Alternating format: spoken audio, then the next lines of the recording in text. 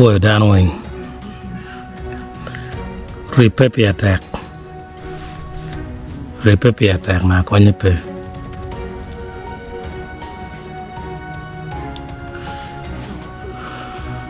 Kapo repeat. Chapor ke lot makitar kachel. Unyoni duk. Chul mukana luoni duka. Lord kata chele gan jao nyikia ini mako chini buah no toro hado kaki rido ka chel kiti toro tek sometimes petore kwere tu no chwala force ma tek ma da ene kir ma ripe nyoni unity bena tikere wana churi bo pe ka ripe pe war churi an pere ka ripe ni tia ke lo père me dit lo chuli ta mi la bol comme analysis ça te kwar pa chuli te garwen piando ngone ane ripe pola te kwar chuli wen mer ne ke team under ripe mala bon ripe team for example be ka ndano group mo ma na ay ti ka mi la bola me jo mo ma puno awani puru yele olo tie ma ripe joma puru yele tima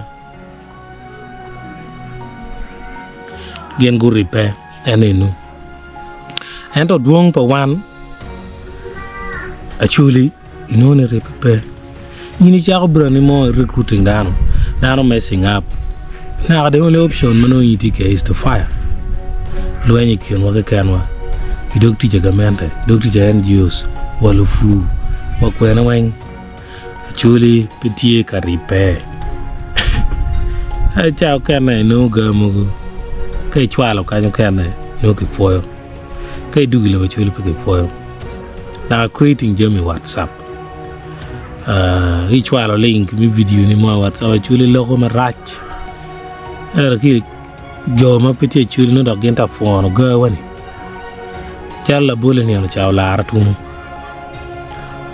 Professor Mo Achel Kimakere University ulego la runi ko chiet ko dako ka ponyu kunu kamino ngai triago neni piano nano ke lokum gora pongdu he nuni wana churi ta jomo ke no ber ka lo ko la runi maraj mede lo ngo ko lo mo pol ka dok ente parni le bon ripe ni jago mi la jera ni ka un puripe I jago mi la rara ni ka puripe na ki bi piu ni ubu cher chopla wale ni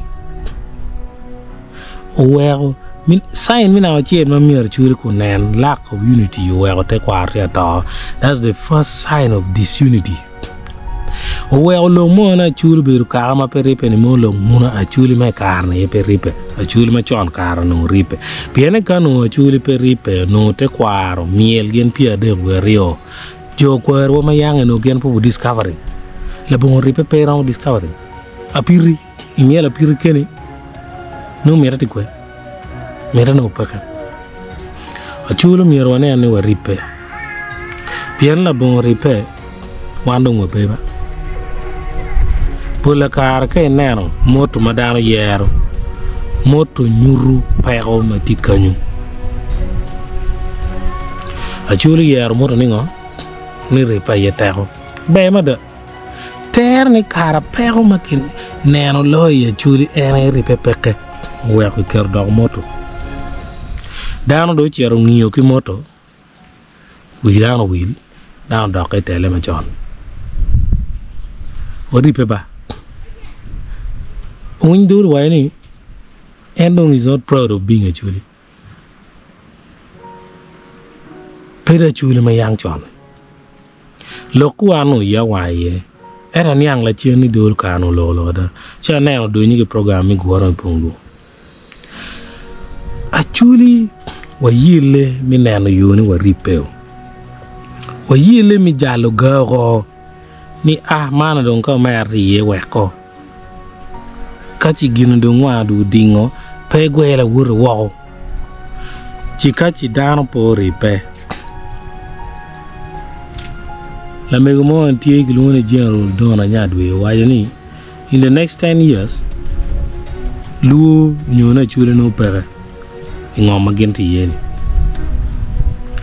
ola haro tunu be waje lokki windol be waje lokki ni in the next 10 years katrano mede kerti kereni chiki biti to machala history ni ti kamo yang no yang gi react gi tek gelo loen gelo diro kieno beru kan en to pitele ming uwero giendong pere giendong pe dola tunu pugrane peni no pere ikonini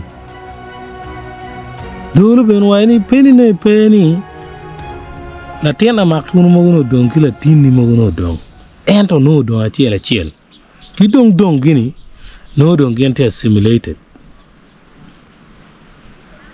assimilation kile chura no wa no ka gunya leo eto te ka ma gunya le yen no ka na gwa won no balale nya ma lo kit gi nyo pange nyo surrounding tribes no dwan wa pe no na no gi no mo pe no lo ti no jani namba gi no kata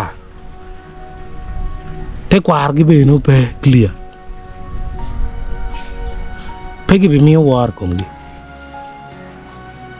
ginu bi aki per pe ma pe waripe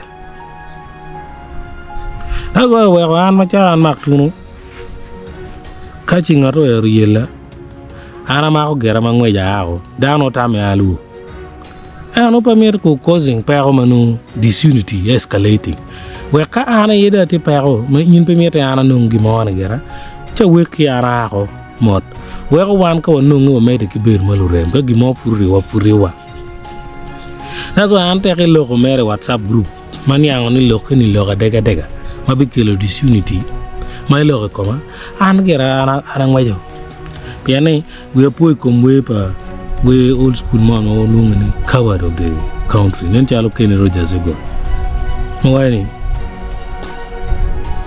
it doesn't mean you're weak if you turn the other cheek.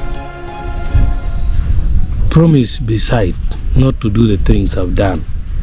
Walk away from the troubles when you can. Many words mano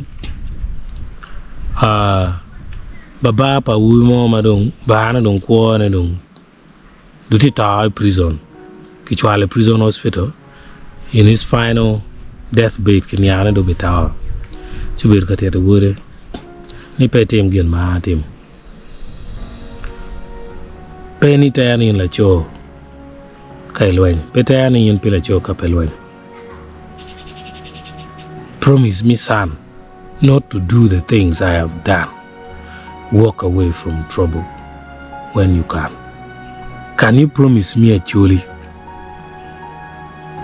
not to do the things you have been doing? Can we walk away from trouble when we can?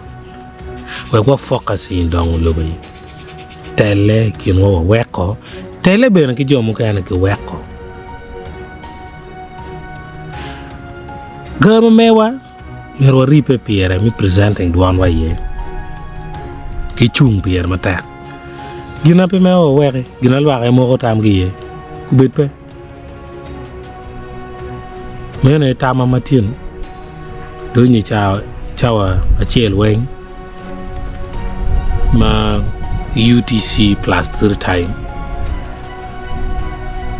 Kachi ni Pierre Bertare. Si rong sharing. Now be wrong I can you tell me. You comment. Ana foi mata.